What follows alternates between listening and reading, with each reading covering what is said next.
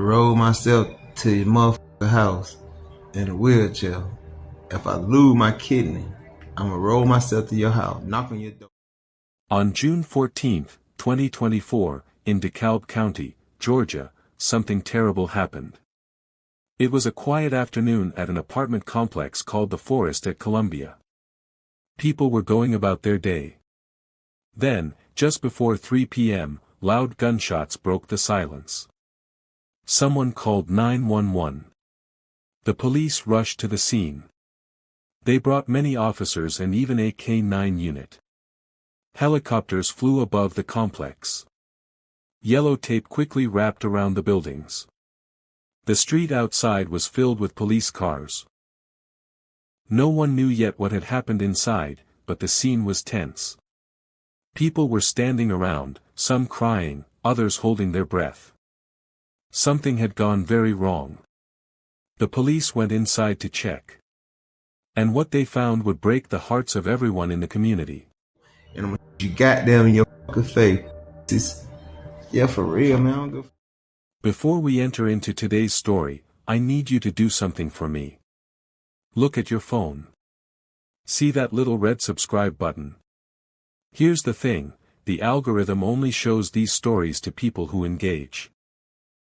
And every case I cover, every victim I fight for, every family I give a voice to, it all depends on you hitting that button. Because the dead can't speak for themselves. But we can speak for them. So subscribe now. Turn on notifications. Because what you're about to hear will change how you see love, and will make you question why a man will promise to kill his wife on Facebook Live and do it immediately. Seen a bunch of people crying. Something I didn't want to see. I don't really want to say it, but I seen a body land. Tomika Pullins was 29 years old. She lived in Stone Mountain, Georgia. She worked as a security guard for a company called Knorr and Associates. It was a serious job. Sometimes, she had to stand for long hours or stay alert at night, but she didn't complain. She worked hard because she wanted to take care of her family. Tomika was known for being the quiet one, the steady one. She didn't like drama. She liked peace, order, and doing the right thing. Her family loved how calm and gentle she was. They called her the peacemaker, because she was always the one who helped people stop fighting. She could bring a room together just by being in it. She didn't have kids of her own, but she cared for children like a mother. Her niece, 7-year-old Dior Scott, was one of the closest to her. They lived together. Tomika picked her up from school, helped with homework, made her dinner, and tucked her into bed at night. They shared laughs, hugs, and little routines only the two of them understood. Dior was a bright little girl. She loved to sing and dance around the living room. She liked to pretend she was a princess and often dressed up in purple, her favorite color. Her smile could light up a whole room. She had a big imagination and told funny stories that made everyone laugh. She also loved cartoons and drawing pictures for her aunt. Her favorite place to be was right beside Tomika, whether they were watching a movie, cooking, or just sitting on the couch together. People who knew them said they were like two stars in one sky, always together, always close. Tomika was raising Dior like her own child, giving her love, safety, and a home filled with warmth. They were happy in their own way. Quiet and simple. No big parties.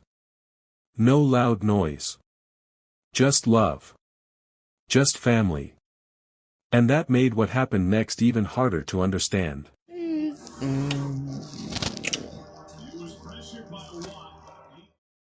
William Lewis Almond was 48 years old. He was much older than Tomika.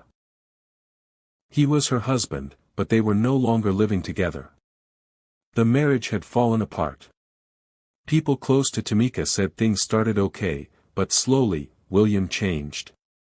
At first, he seemed kind. He said the right things.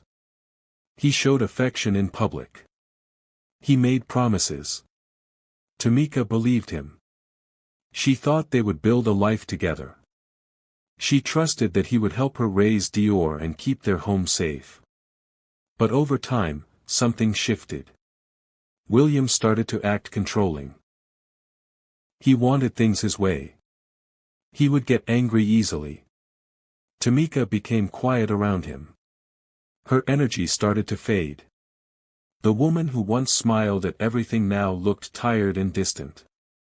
Friends and family noticed. They asked if she was okay. She didn't say much. But she didn't seem like the same Tomika anymore. Tomika tried to hold things together. She didn't give up easily. She believed in loyalty, in working through hard times. But it got to a point where she couldn't pretend anymore. She was scared. In early 2024, Tomika made a very hard decision. She filed for a restraining order against William. That meant she asked the court to make it illegal for him to come near her or contact her. It was her way of saying, "I'm not safe."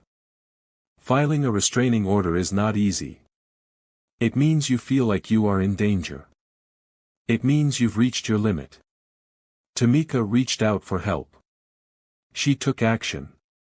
She followed the law. She did what she was supposed to do. But even after all that, she was not protected. Her mother, Nikita Bruce, later said with tears in her voice, "My daughter was reaching out for help.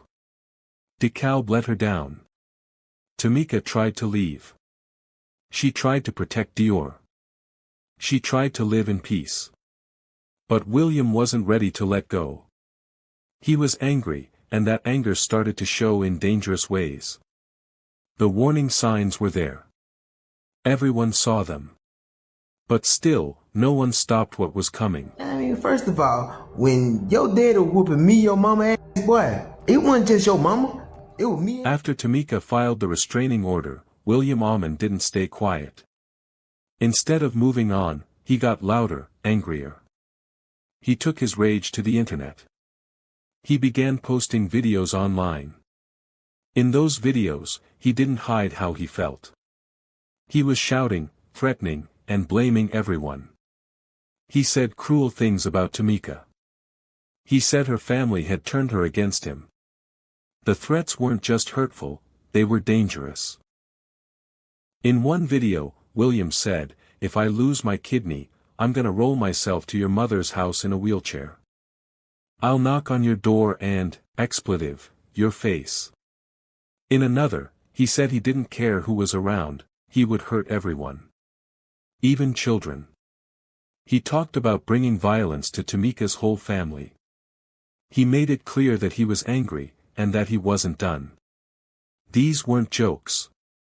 These weren't random words. These were warnings.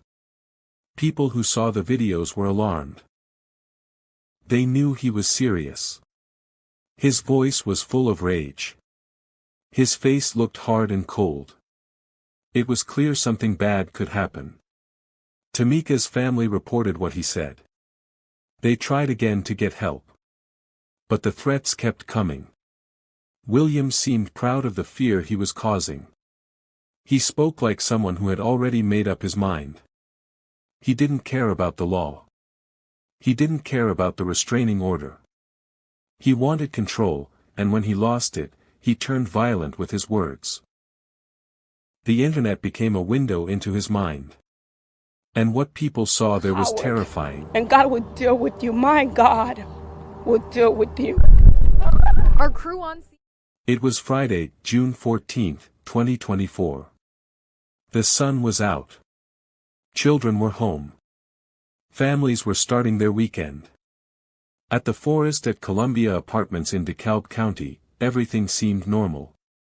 But around 2:48 p.m., everything changed. William Almond showed up at Tomika's apartment.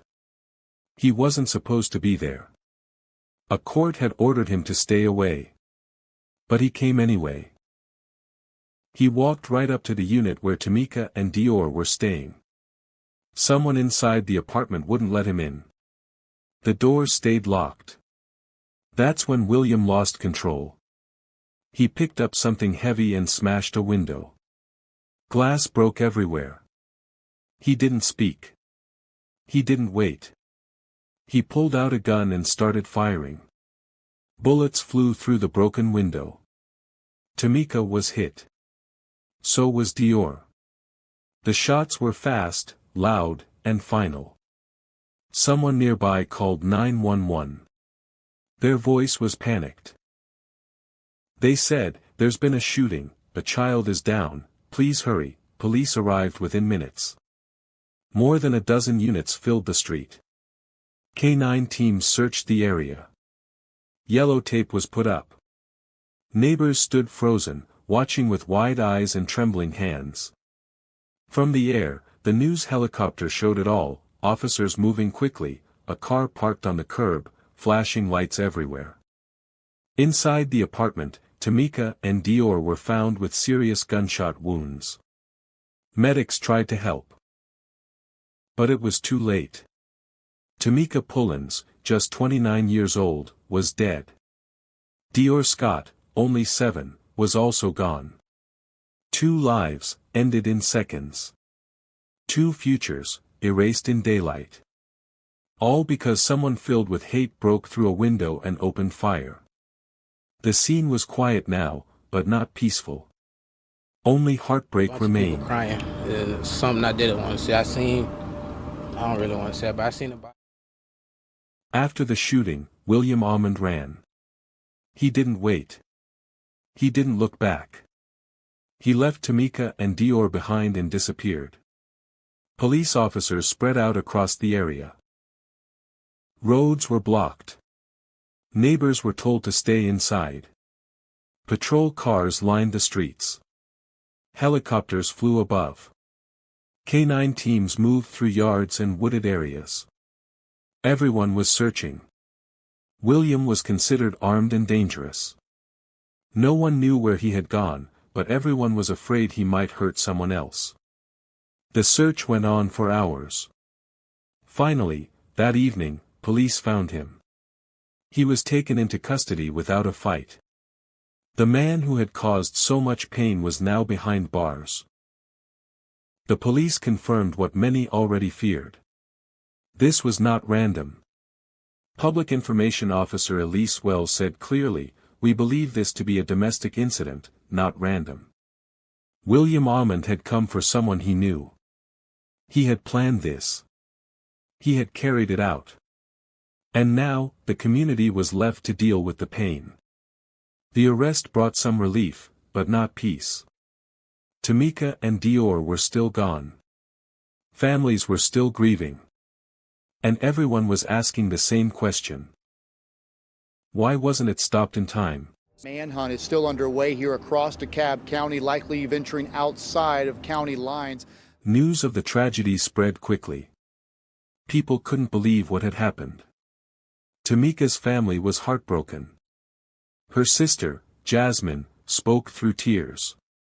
She said, "They were wonderful people, full of energy."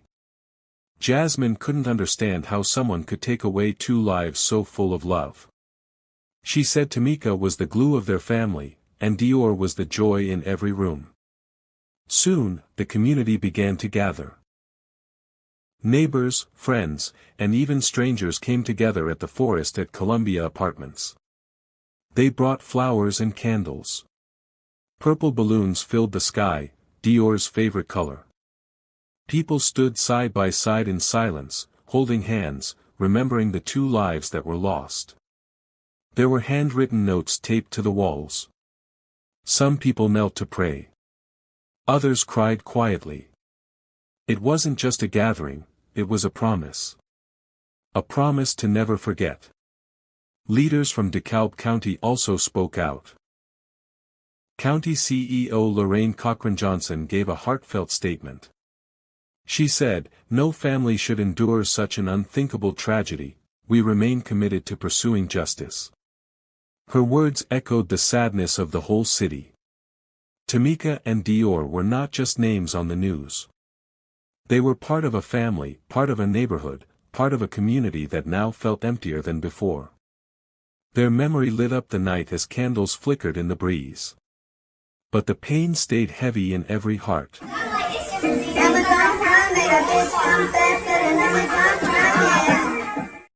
After the shock came the questions. Tomika did everything right. She asked for help. She got a restraining order. She told people she was afraid. But still, William got to her. So people began to ask, why wasn't the restraining order enough? Why weren't the threats taken seriously?